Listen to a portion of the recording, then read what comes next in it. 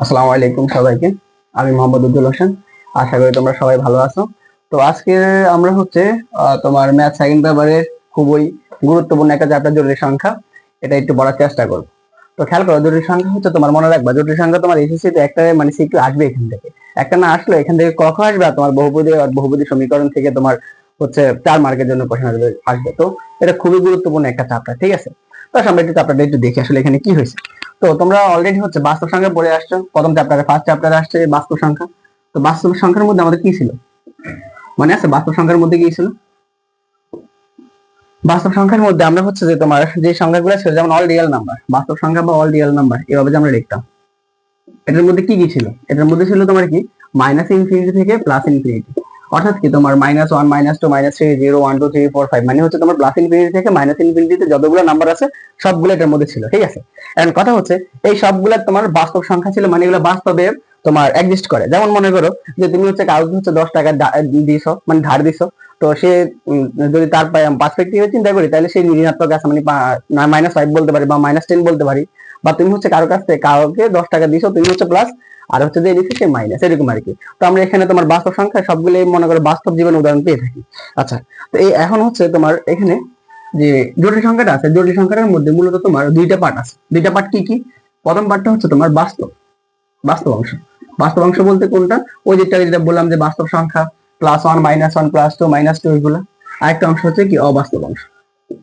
অবাস্তব অংশ, আচ্ছা খেয়াল করো এখন। অবাস্তব অংশ, অবাস্তব অংশটা তোমাদের জন্য নতুন জিনিস, ঠিক আছে? অবাস্তব অংশ এটা এটা হচ্ছে তোমাদের জন্য নতুন জিনিস, ঠিক আছে? আচ্ছা, এন্ড কথা হচ্ছে অবাস্তব জিনিসটা কি, ঠিক আছে? অবাস্তব জিনিসটা কি? তো তুমি এরকম বলতে পারো যে হচ্ছে যে তোমার একটা লোকের বিয়ে হয়নি, কিন্তু তুমি হচ্ছে আমি বললাম আর কি, যে হচ্ছে ওই লোকের যেমন মনে করো একটা লোকের কি বিয়ে হয়নি। তো আমি যদি বলি তার আমরা এখন হচ্ছে তার বাচ্চার জন্য হচ্ছে তার বাচ্চা মারা গেছে। একটা লোকের বিয়ে হয়নি কিন্তু তার বাচ্চা মারা গেছে। আমি চিন্তা করো, একটা লোকের বিয়ে হয়নি, তার বাচ্চা কি মারা যাবে? বলতো জিনিসটা, মানে একটা লোকের বিয়ে হয়নি, তার বাচ্চা কি মারা যাওয়া সম্ভব? বুঝতে পারছো জিনিসটা? তো হচ্ছে তোমার জিনিসটা অবাস্তব অংশটা হচ্ছে যে আমরা ধরে নিই, ঠিক আছে? আমরা একটা জিনিস ধরে নিই, হ্যাঁ, ধরে নিই। যেমন কি এরকম, আমি যদি একটা কথা বলি, সেটা হচ্ছে দেখো, রুটের ভিতরে একটা রুট দিলাম আমি। রুটের ভিতরে আমরা জানি কি রুটের ভিতরে কি কি হয়? হ্যাঁ, রুটের ভিতরে আমরা জিরো বসাইতে পারি, আমরা হচ্ছে পজিটিভ জিনিসগুলো বসাইতে পারি, ঠিক আছে? কিন্তু যখন আমি রুটের ভিতরে নেগেটিভ কোনো জিনিস বসাবো, যেমন মনে করো রুটের ভিতরে আমি বসাবো -5, তো ক্যালকুলেটর দেখো তো -5 এর কি ভ্যালু দিবে। দেখো ক্যালকুলেটর -5 ভ্যালু দিলে তোমার আসবে কি ম্যাথ এরর, ঠিক আছে? ম্যাথ এরর মানে হচ্ছে তোমার এটা ক্যালকুলেট করতে পারবে না। তো তো যেহেতু তারা হচ্ছে রুটের ভিতরে কোনো নেগেটিভ জিনিস ক্যালকুলেট করতে পারে না, তো বিজ্ঞানীদের বোঝানো অনেক প্রকার আছে। তারা কি করছে যে না, কেন আমরা রুটের ভিতরে নেগেটিভ থাকলে কেন হচ্ছে ক্যালকুলেট করতে পারবো না? এই কারণে তারা একটা সংখ্যা আবিষ্কার করে ফেলছে। সেটা হচ্ছে তোমার, তারা এই যে রুটের ভিতরে যে কোনো সংখ্যা অর্থাৎ কি -1, তারা এই যে রুটের ভিতরে -1 কে তারা আই ধরে নিছে, মানে ইমাজিনারি নাম্বার ধরে নিছে। কি ধরে নিছে? Imaginary number. ইমাজিনারি নাম্বার, বা যেটাকে বলি আমরা অবাস্তব সংখ্যা, যেটাকে আমরা কি বলি অবাস্তব সংখ্যা। অবাস্তব সংখ্যা এটা তারা ধরে নিয়েছে যে ইমাজিনারি নাম্বার। তো এখানে ইমাজিনারি নাম্বার এটা থেকে আমরা স্মল আইটা দিয়ে প্রকাশ করি। তো তারা এটা প্রকাশ করছে যে রুটের ভিতরে যদি কোনো নেগেটিভ জিনিস থাকে, যে নেগেটিভ ওয়ান থাকলে সেটাকে তারা কি ধরে নিয়েছে? আই ধরে নিয়েছে। তো একটু আগে আমি কি বলছিলাম, √5, √5 তাদের হিসাবে এটা হচ্ছে √5 ইজ ইকুয়াল টু হবে তোমার 5। এই জিনিসটা কি বুঝতে পারছো? তার মানে কি, যে সংখ্যার সাথে আই যুক্ত অংশটা গুণ আকারে থাকবে, সেই সংখ্যাটা আমরা কি বলবো? অবাস্তব অংশ বলবো। তার মানে কি জটিল জটিল সংখ্যাটা কিন্তু আলাদা জিনিস। অনেকে এটা গোলাই ফেলো যে ইমাজিনারি সংখ্যা বা অবাস্তব অংশটাকে তোমরা কি জটিল সংখ্যা মনে করো। আসলে কিন্তু জটিল সংখ্যা এটা না। জটিল সংখ্যা কি? জটিল সংখ্যা হইতে হলে তোমার একটা বাস্তব অংশ থাকতে হবে প্লাস একটা কি অবাস্তব অংশ থাকতে হবে। অনেক সময় হচ্ছে ছেলেমেয়েরা মনে করে যে এরকম যে তোমার এই যে এরকম আই যুক্ত থাকলে মানে 5 এটা কি তারা মনে করে যে হ্যাঁ ঠিক আছে এটাই জটিল সংখ্যা, কিন্তু এটা আসলে অবাস্তব অংশ। এটা হচ্ছে তোমাদের কি অংশ? অবাস্তব অংশ। যদি এটার সাথে তোমার জিরো প্লাস দিয়ে আছে, মানে জিরো, এটা হচ্ছে বাস্তব অংশ। কেন? বাস্তব সংখ্যা না? জিরো কি বাস্তব একটা রিয়াল নাম্বার না? তো এখানে জিরো হচ্ছে তোমার বাস্তব অংশ, আর 5i হচ্ছে তোমার কি অবাস্তব অংশ। তার মানে কি, ওই যে তোমার আই থাকলে, শুধুমাত্র আই থাকলে যে তোমার হচ্ছে সেটা জটিল সংখ্যা এমন না। জটিল সংখ্যা হইতে হলে তোমার কি একটা বাস্তব অংশ লাগবে, ঠিক আছে? যদি আমরা আই থাকলে জটিল সংখ্যা বলতে পারি, কারণ এখানে জিরো জিরো একটা কি অবাস্তব মানে বাস্তব সংখ্যা আছে, বুঝতে পারছো? তাহলে এরকম 5i থাকলে আমরা সেটাকে জটিল সংখ্যা বলতে পারি। কিন্তু জিনিসটা হচ্ছে কি, অবাস্তব অংশ বা ইমাজিনারি জিনিসটা হচ্ছে তোমার কি আই যুক্ত থাকলে সেটা তুমি কি বলতে পারো? অবাস্তব অংশ বলতে পারো।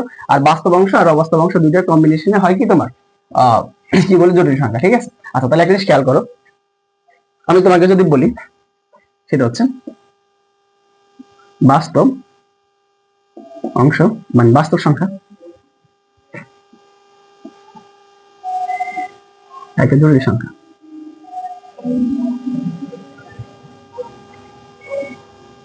এখানে কোনটা বড়? যদি কোশ্চেন করলাম যে হচ্ছে বাস্তব সংখ্যা আর জরুরি সংখ্যা এখান থেকে কোনটা বড়, ঠিক আছে? যদি বললাম, এখন তুমি কি বলবো দেখো তো।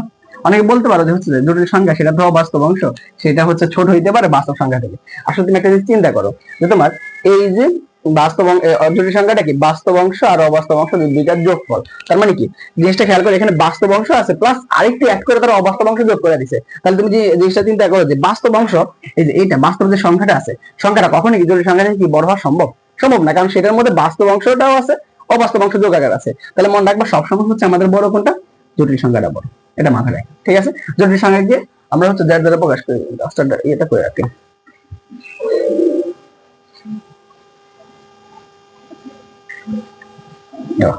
জিনিসটা কই খুঁজিতে পাইতেছি না। আচ্ছা, হাত দিয়ে মিশে আবার একটা টিস্যু নিয়ে আনি।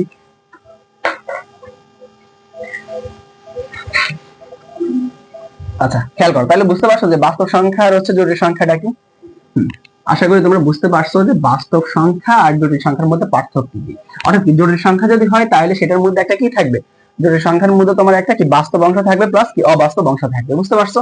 তার মানে কি আমরা এটা বলতে পারি যে মনে করো যে সংখ্যার জগতে যদি আমরা চলে যাই, তাহলে খেয়াল করো বাস্তব সংখ্যা সবচেয়ে আগে আমরা ওই যে বাস্তব সংখ্যা অসমতার মধ্যে কি শিখছিলাম যে বাস্তব সংখ্যা উনি বস ছিল, মানে উনি বস ছিল, রিয়েল নাম্বার যে উনি বস আছে, ওইখান থেকে তোমার হচ্ছে এই যে বাস্তব সংখ্যা থেকে তোমার কি গেছে, মূলক সংখ্যা গেছে, অমূলক সংখ্যা গেছে, মূলক সংখ্যা থেকে তোমার পূর্ণ সংখ্যা গেছে, পূর্ণ সংখ্যা থেকে ধনাত্মক পূর্ণ সংখ্যা, ঋণাত্মক পূর্ণ সংখ্যা, ওইখান থেকে আছে বাস্তব সংখ্যা। এরকম টাইপের বাস্তব সংখ্যা, সরি স্বাভাবিক সংখ্যা, এরকম টাইপের ছিল যে তখন বাস্তব সংখ্যা বস ছিল, ঠিক আছে? কিন্তু তার উপর আরেকজন চলে আসছে এখন, সেটা কি? এই যে জটিল সংখ্যা। কি বুঝতে পারছো? ওকে, বাস্তব সংখ্যা হচ্ছে তোমার কি, বাস্তব সংখ্যাকে আমরা প্রকাশ করি এইভাবে, ঠিক আছে? একটা আইডিয়া আর এইভাবে আর, ঠিক আছে? এটা আমরা বাস্তব সংখ্যা এইভাবে প্রকাশ করি। কিন্তু হচ্ছে এই যে কমপ্লেক্স নাম্বার তাইলে বা হচ্ছে জটিল সংখ্যা, সেটা করতে একটা প্রকাশের কাজ, সেটাকে আমরা এইভাবে প্রকাশ করি জেড দিয়ে, এখান দিয়ে হচ্ছে এইভাবে, ঠিক আছে? সেটাকে আমরা এইভাবে কি আমরা জটিল সংখ্যা প্রকাশ করি। আচ্ছা, তাই কথা হচ্ছে যে আমরা জটিল সংখ্যা কি বলছিলাম, একটা বাস্তব অংশ থাকে না, বাস্তব অংশ প্লাস অবাস্তব অংশ, এটা থাকে না? তো অবাস্তব অংশের মধ্যে কি থাকে? আয় যুক্ত থাকে। তো এখন খেয়াল করো যে তোমার বাস্তব অংশকে বাস্তব অংশ আর এটাকে জেড দ্বারা প্রকাশ করা হয়, ঠিক আছে? তো বাস্তব অংশ মনে রাখবা যে জটিল সংখ্যার বাস্তব অংশ থাকে এক্স অ্যাক্সিসে। যদি আমরা অ্যাক্সিস চিন্তা করি, এই যে দেখো এটা কি, এটা হচ্ছে তোমার এক্স অ্যাক্সিস, এটা হলো এক্স প্রাইম, এটা হলো ওয়াই প্রাইম, ওকে? তো এখন কথা হচ্ছে বাস্তব সংখ্যাটা থাকে তোমার কি এক্স অ্যাক্সিসে, এবং অবাস্তব সংখ্যাটা থাকে তোমার কোথায়? ওয়াই অ্যাক্সিস, ঠিক আছে? তো বাস্তব সংখ্যাকে আমরা প্রকাশ করি এভাবে যে, সরি জটিল সংখ্যাকে এভাবে প্রকাশ করি এক্স প্লাস আই ওয়াই, ঠিক আছে? এটা তো আমরা স্থানাঙ্কে নিই, তাইলে কি এই যে বাস্তব অংশটা কি এক্স অ্যাক্সিসে যাবে, আর অবাস্তব অংশ যেটা আছে সেটা তো কোথায় যাবে? ওয়াই অ্যাক্সিসে। তাহলে যদি আমরা কি স্থানাঙ্ক আকারে এখানে উঠাই, তাইলে দেখো এক্স, এখানে যদি আমি একটা সংখ্যা দিই 2 + 3a, তাহলে আমি কি বলছিলাম যে তোমার বাস্তব অংশ যেটা সেটা যাবে তোমার এক্স অ্যাক্সিসে, অবাস্তব অংশ যেটা সেটা যাবে তোমার কত? ওয়াই অ্যাক্সিসে। তো চিন্তা করো বাস্তব এখানে কত? 2, 3, আমরা কি এটা কিভাবে লিখতে পারি না 2, 3, দেখো তো 2, 3 কোথা হবে? এক্স অ্যাক্সিস 2 এখানে, 3 হচ্ছে এটা হলো কত? 2, 3। জিনিসটা কি বুঝতে পারছো? এটা হচ্ছে তোমার কি জটিল সংখ্যা। তো জটিল সংখ্যার মধ্যে কি হয় যে তোমার এই যে তোমার এই যে এটাকে বলে আমরা বাস্তব অক্ষ, এই যেটা বলে বাস্তব অক্ষ, বাস্তবটা হচ্ছে তোমার কোথায় যাবে? এক্স অ্যাক্সিসে, আর যেটা হচ্ছে অবাস্তব বা ইমাজিনারি অ্যাক্সিস সেটা যাবে কোথায়? তোমার ওয়াই অ্যাক্সিস, ঠিক আছে? জিনিসটা কি বুঝতে পারছো? এখন যদি আমি তোমাদের বলি যে 2 - 3a, এটাকে হচ্ছে তুমি একটা লেখচিত্রের মধ্যে কি বলে গ্রাফে দেখো, ঠিক আছে? এটা কিভাবে দেখাবো? এটা দেখাবো হচ্ছে যে এক্স মানে এক্স অ্যাক্সিস হবে কি তোমার 2, আর ওয়াই অ্যাক্সিস হবে কত? -3, বুঝতে পারছো? আচ্ছা, খেয়াল করো, আমরা সরলরেখা যখন পড়ছিলাম তখন আমরা কি পড়ছিলাম? কার্টেসীয় কোঅর্ডিনেটস আর কি পোলার কোঅর্ডিনেটস না? তো খেয়াল করো এটা ওয়ান কাইন্ড অফ ওইরকম ভাবে। এখানে দেখো কেন্দ্র থেকে আমি যদি এটা দূরত্ব দেখি, খেয়াল করছো জিনিসটা? এটা একটা কি দূরত্ব আছে না? তো এটাকে আমরা রেডিয়াস ভেক্টর বলছিলাম, মনে আছে? সরলরেখার মধ্যে বা ব্যাসার্ধ ভেক্টর বলা হয়েছে। তো এটাকে আমরা এখানে বলবো মডুলাস। এটা কি হচ্ছে? এর নাম হচ্ছে মডুলাস। আর এক্স অ্যাক্সিসের ধনাত্মক দিকের সাথে, বুঝো কি বলছেন? এক্স অ্যাক্সিসের ধনাত্মক দিকের সাথে, এক্স অ্যাক্সিসের ধনাত্মক দিকের সাথে যে অ্যাঙ্গেলটা, এই যে অ্যাঙ্গেলটা, এটাকে বলি আমরা কি এখানে আর্গুমেন্ট। জিনিসটা কি বুঝতে পারছো? এখানে কি হয়েছে যে এটা হচ্ছে তোমার মূল বিন্দু থেকে ওই স্থানাঙ্কের যে লম্ব দূরত্বটা সেটাকে আমরা বলি হচ্ছে মডুলাস। আর হচ্ছে তোমার এই যে এক্স অ্যাক্সিসের ধনাত্মক দিকের সাথে এই যে স্থানাঙ্কটা যে অ্যাঙ্গেল জেনারেট করছে সেটাকে আমরা বলি কি আর্গুমেন্ট। এই জিনিসটা একটু সুন্দরভাবে দেখে। তো জিনিসটা বুঝতে পারছো যে আমরা তোমার সরলরেখার মধ্যে যেটা পড়ছিলাম যে হচ্ছে তোমার ওই যে কি বলে আহ কি পড়ছিলাম যে তোমার বলা হয়েছে মডুলাসে, আমরা মডুলাসে পড়ছিলাম ওটার মধ্যে, হয়তো আমার খেয়াল নেই আসলে। তো সেটার মধ্যে কি আর থিটার মান ছিল না, কাটে মনে পড়ছে, পোলার কোঅর্ডিনেটস বা হচ্ছে পোলার স্থানাঙ্ক। তো পোলার স্থানাঙ্ক কি পড়ছিল, আর কমা থিটা পড়ছিল না। এখানে পোলার স্থানাঙ্ক আর কমা থিটা এর মধ্যে আর কে বলা হয় তোমার, আর কে বলা হচ্ছে তোমার কি মডুলাস, আর তোমার থিটাকে বলা হয়েছে কি আর্গুমেন্ট। এই খেয়াল করো এখান থেকে আমি যদি একটা জটিল সংখ্যা লিখি, জটিল সংখ্যা আমি কি ধরছিলাম যে z is equal two x plus কি i বাই। আচ্ছা সরি, এটা তো তোমার এটা তো যে ইয়ার মধ্যে কোন সংখ্যার মধ্যে থাকে, এখানে কোনো আইটাই নেই, ডাইরেক্ট দ্যাট। ঠিক আছে, আচ্ছা খেয়াল করো এখানে, তো এখানে হচ্ছে কি x অ্যাক্সিস, তো y অ্যাক্সিস। ওকে, আমি খেয়াল করো আমি হচ্ছে এখানে যদি স্থানাঙ্কটা বসাইতে যাই জায়গার মধ্যে, তাহলে এখানে কি হবে, ধরলাম স্থানাঙ্কটা এখানে আছে, এটা কি x, y না, x, y। আচ্ছা খেয়াল করো, তো মূল বিন্দু এখানে, মূল বিন্দু এটা থেকে এটা যে লম্ব দূরত্বটা, এটা এটাকে কি ধরো আমরা মডুলাস আর। আর এক্স অ্যাক্সিসের ধনাত্মক দিকের সাথে যে থিটাটা কোণ উৎপন্ন করছে সেটাকে আমরা বলবো কি আর্গুমেন্ট। ঠিক আছে, তাহলে এখানে আর হচ্ছে কি তোমার মডুলাস, আর থিটা হচ্ছে কি, আর থিটা হচ্ছে কি তোমার আর্গুমেন্ট, থিটা হচ্ছে কি আর্গুমেন্ট। এখানে একটা জিনিস আছে দেখো, এখন যদি তোমার বের করতে বলে মডুলাস আর্গুমেন্ট। আচ্ছা খেয়াল করো এখানে এটুক থেকে এটুকু দূরত্ব, মানে যে স্থানাঙ্ক এটুক থেকে এটুকু দূরত্ব কি এক্স না, আর এখান থেকে এখানে দূরত্ব কত ওয়াই না। একটা জিনিস খেয়াল করো তো দেখি, এই যে এটা একটা তোমার কি হয়েছে সমকোণী ত্রিভুজ হয়েছে না।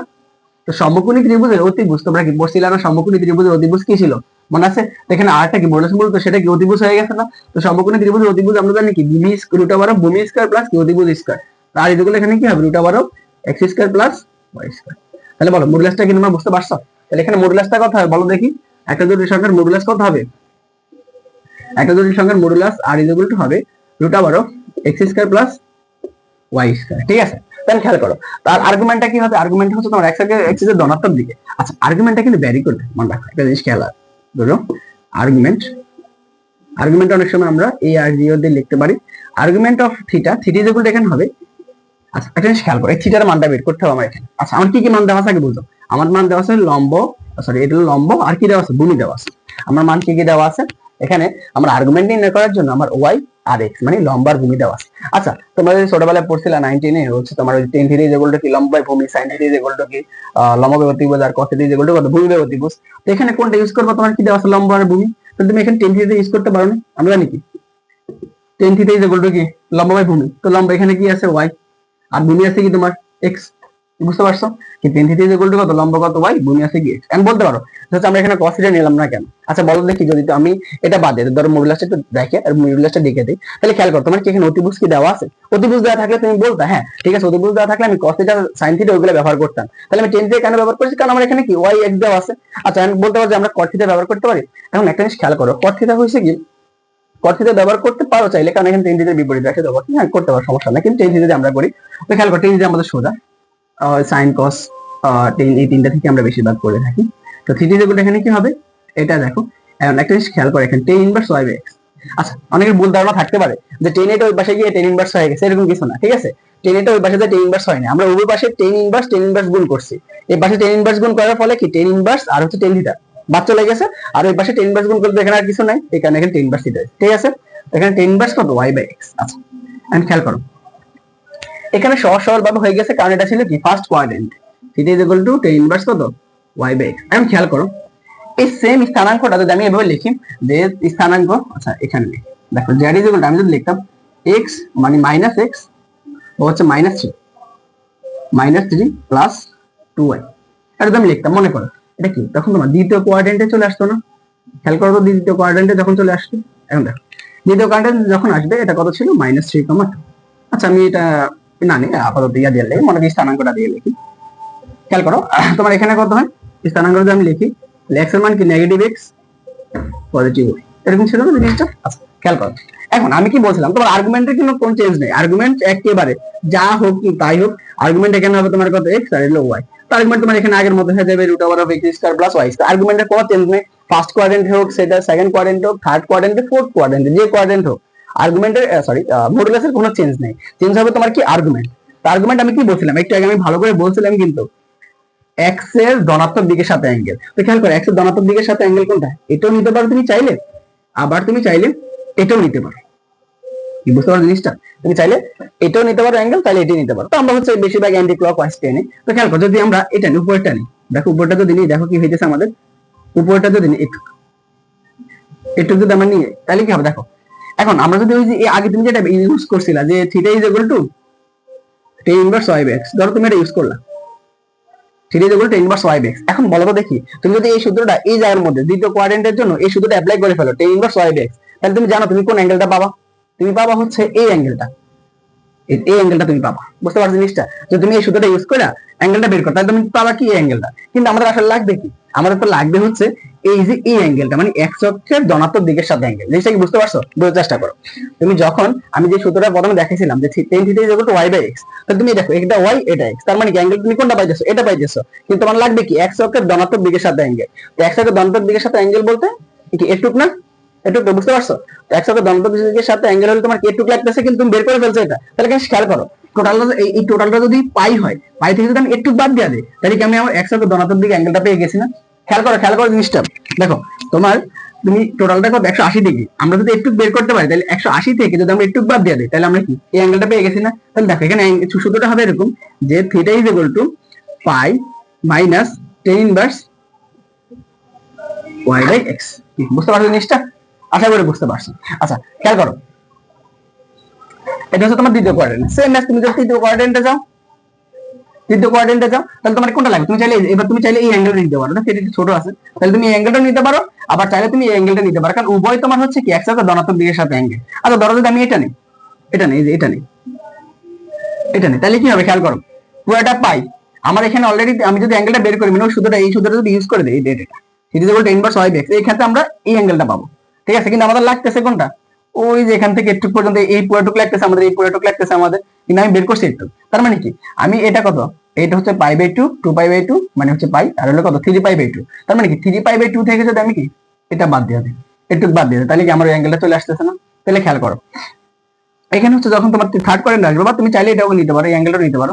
আমরা জানি কি ক্লকওয়াইজ হলে কি আমাদের নেগেটিভ করে অ্যাঙ্গেল আসে না? তো তুমি চাইলে এটাও করতে পারো যে theta is equal to third কোয়াড্রেন্টের জন্য, সেকেন্ড কোয়াড্রেন্টের জন্য, থার্ড কোয়াড্রেন্টের জন্য তুমি যদি এই অ্যাঙ্গেলটা নিতে চাও, এই অ্যাঙ্গেলটা, তাহলে তোমার হবে theta is equal to minus by. Minus by কেন দিলাম?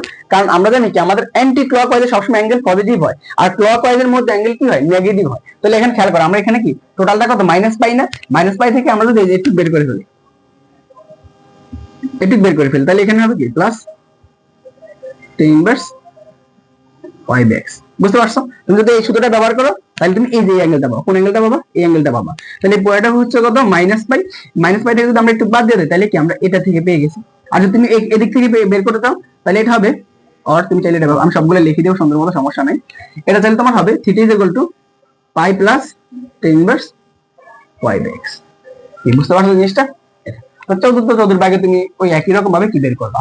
আমি ওগুলো সুন্দর মতো সবগুলো অ্যাঙ্গেল লিখে দিতেছি, অ্যাঙ্গেল গুলো কি হবে।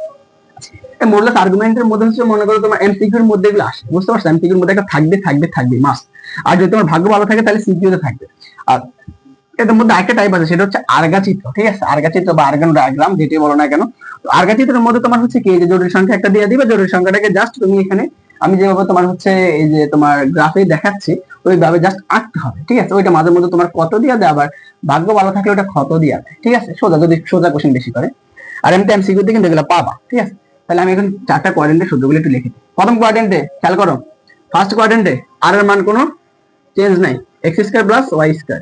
ওকে, থিটা ইজ ইকুয়াল টু কি হবে tan inverse y by x।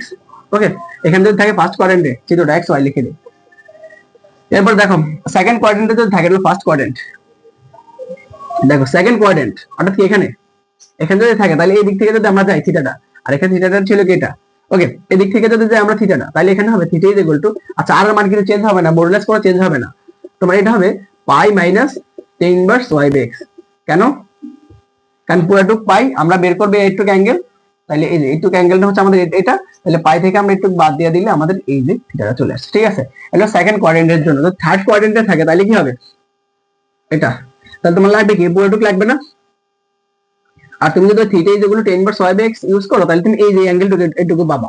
তাহলে তোমার কি হবে pi plus tan inverse y by x। আচ্ছা শোনো, y বাই x এর এখানে পরম মান ইউজ করে দিবা, যেহেতু আমরা ওই যে ডাইরেক্ট সূত্র লিখতেছি।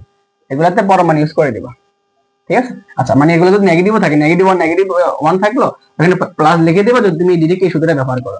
এগুলো থার্ড কোয়াড্রেন্ট। আর ফোর্থ কোয়াড্রেন্টে খেয়াল করো, 4 নম্বর কোয়াড্রেন্ট এটা। এখানে তুমি দুই রকম পাবা, তুমি চাইলে এই অ্যাঙ্গেলটা নিতে পারো থিটা, কিন্তু যদি তুমি এই অ্যাঙ্গেলটা নাও, নাহলে আমরা জানি কি যে ক্লক ওয়াইজ গেলে কি নেগেটিভ অ্যাঙ্গেল আসে, তাহলে এটা হবে কত মাইনাস টেন ইনভার্স পরমাণু ওয়াই বাই এক্স। আর যদি তুমি এই অ্যাঙ্গেলটা নিতে চাও, এই অ্যাঙ্গেলটা, তাহলে এটা হবে কত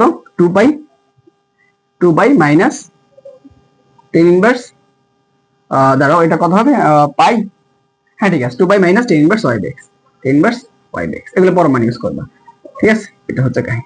তাহলে এটা হচ্ছে তোমার কি, এভাবে তুমি হচ্ছে মডুলাস আর্গুমেন্ট সবগুলো নির্ণয় করতে পারবা, যে তোমার এই যে এটার জন্য প্রথম কোয়াড্রেন্টে এটা, সেকেন্ড কোয়াড্রেন্টে এটা, থার্ড কোয়াড্রেন্টে এটা, ফোর্থ কোয়াড্রেন্টে এটা। তো তার মানে কি তুমি খেয়াল রাখতে হবে যে তোমার এক্স অ্যাক্সিসের ধনাত্মক দিকের সাথে যেতে হয়, এক্স অ্যাক্সিসের ঋণাত্মক দিকের সাথে না হয়, ঠিক আছে।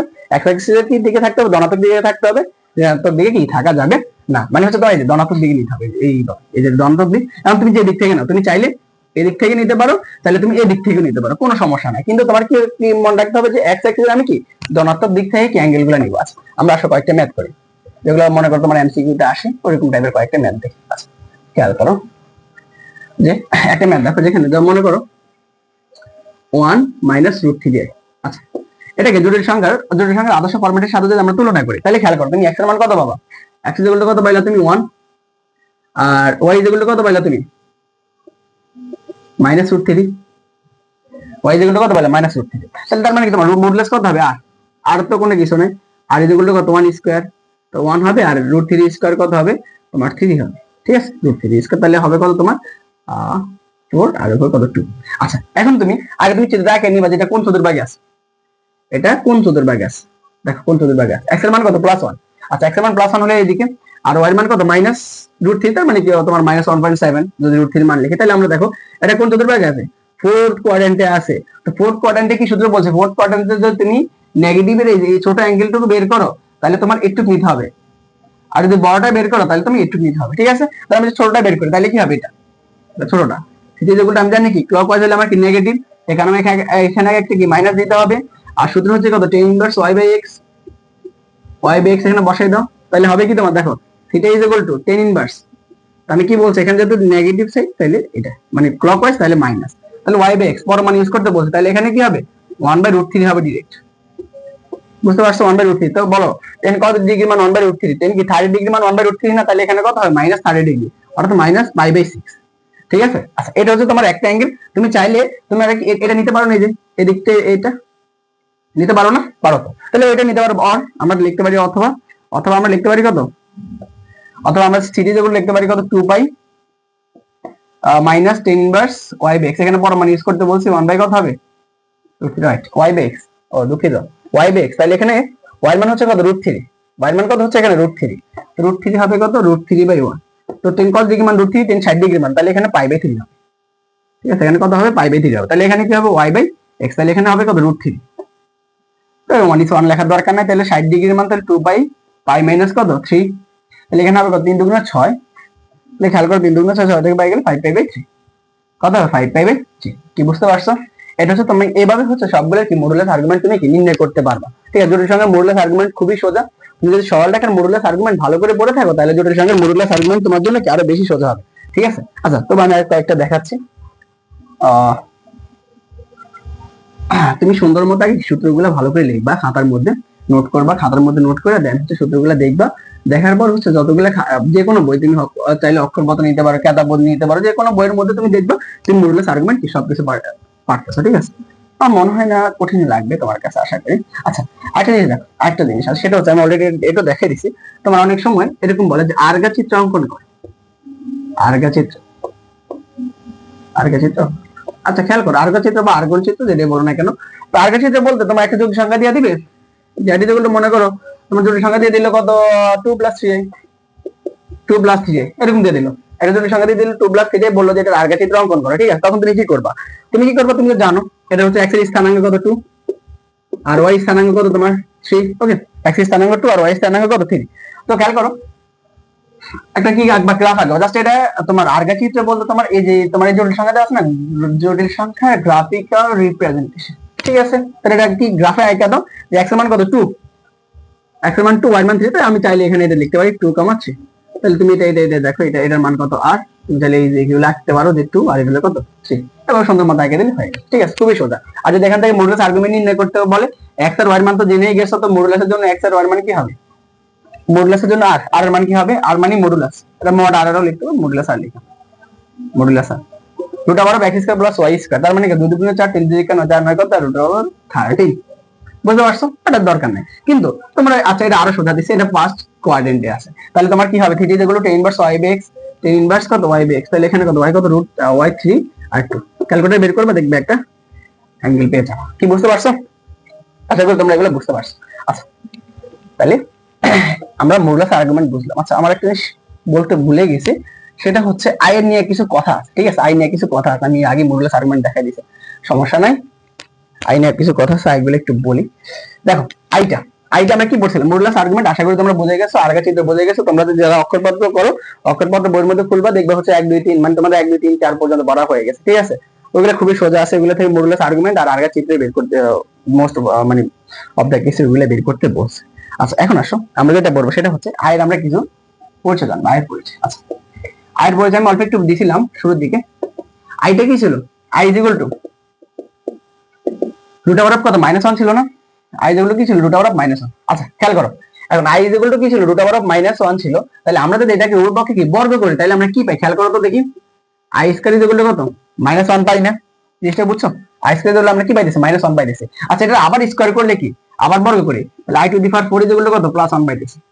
তাহলে জিনিসটা বুঝতে পারতেছো যে আমরা যদি i টু দি পাওয়ার 4 করি, তাহলে কি আমরা +1 পাইতেছি। এখন যদি আমি i টু দি পাওয়ার 8 বলি, কি পাইতেছি, 4 + 4। আচ্ছা এটা ভেঙে দেখে একটু, 4 + 4, তাহলে কি i to the power 4, i to the পাওয়ার 4, 1 + 1 কত, 1 হয়। তাহলে আমি যদি বলি i টু দি পাওয়ার কত, 12, একই রকম ভাবে তুমি কি 1 পাবা। তার মানে কি 4 এর গুণিতক যতগুলো থাকবে সেটাই কি আমরা 1 পাবো, i এর উপর 4 এর গুণিতক থাকলে আমরা কি পাবো, 1 পাবো। তাহলে i to the power 4 and is equal two আমরা কত পাবো, 1 পাবো। এটা বুঝতে পারছো? আমি তোমাকে এখন বলি যে i টু দি পাওয়ার কত, 1 0 0 0 0, এই কত 12টা যাই বলি না, তুমি কি করবে, এটাকে আগে এটা কি i দ্বারা ভাগ করবা, সরি 4 দ্বারা ভাগ করবা, 4 দ্বারা ভাগ করবা, 4 দ্বারা ভাগ করার পরে যেটা এক্সট্রা থাকবে সেটা দিয়ে করে ফেলবো। আচ্ছা আমি একটা করে দিচ্ছি, ঠিক আছে, ক্যালকুলেটর রাখছি কোথায়, পাইছি। দেখো এখন তুমি এটাকে যদি কত 4 দ্বারা ভাগ করবা, কত 4টা 0 4টা 0 12, ঠিক আছে, কি করবা 4 দ্বারা ভাগ করবা। আচ্ছা 4 দ্বারা বিভাজ্য হবে, দেখছো 4 দ্বারা অলরেডি বিভাজ্য যাইতেছে, তার মানে কি তোমার এটা যাই করো না কেন দিন শেষে এটা মান কত আসবে, 1 চলে আসবে। যদি বিভাজ্য না লাগে, ধরো আমি এখানে লিখলাম 13, কত লিখলাম আমি এখানে 13 লিখলাম, 13 লিখলাম, ওকে 13 লিখলাম। তাহলে খেয়াল করে এখানে কি হবে, বিভাজ্য তো যাবে তোমার 1 0 0, কত 4টা 0 1 2 প্লাস কত 1 থাকলো, তাহলে এই পুরোটুকু সুযোগ লাগাই দাম তো জানো, এটার জন্য আলাদা একটা আই হবে, এটার জন্য আলাদা আমরা গুণ আকারে লিখতে পারি। এটার জন্য কত 1 হইলো, আর आंसर হবে কি i to the power 1, answer হবে কত, জিনিসটা কি বুঝতে পারছো, আশা করি বুঝতে পারছো। ঠিক আছে, তাহলে এটা হলো i টু দি পাওয়ার মানে 4 এর গুণিতক, যে তোমার i এর উপর যত পাওয়ার থাকুক না কেন তুমি কি করবা, সেটাকে 4 দ্বারা ভাগ করবা, ভাগ মানে যদি তোমার ভাগশেষ 0 হয় তাহলে তো ইজি 1 লিখে দিবা, আর যদি 0 না হয় 1 বা 2 যদি এক্সট্রা থাকে তাহলে সেটা যোগ আকারে দিয়ে সেটার উপর i এর পাওয়ার দিয়ে করে ফেলবা। আচ্ছা খেয়াল করো, আমি তোমাকে বল i কিউব। আচ্ছা i কিউব আমরা কিভাবে ভেঙে লিখতে পারি, i স্কয়ার ইনটু কত i, এভাবে লিখতে পারি না, তো i স্কয়ার মান কত এটাকে জানো -1, আর ইনটু i এর মান কত i, তাহলে আলটিমেটলি পাই কি আমরা -i, তাহলে i কিউবের মান কত -i। আচ্ছা খেয়াল করো, একটা জিনিস খেয়াল করো, এখন আমি এখন পরপর 4টা i লিখি, দেখো i1 i2 i3 and i4, ওকে লিখলাম, পরপর কয়টা লিখলাম, 4টাই লিখলাম, i স্কয়ার i3 i4।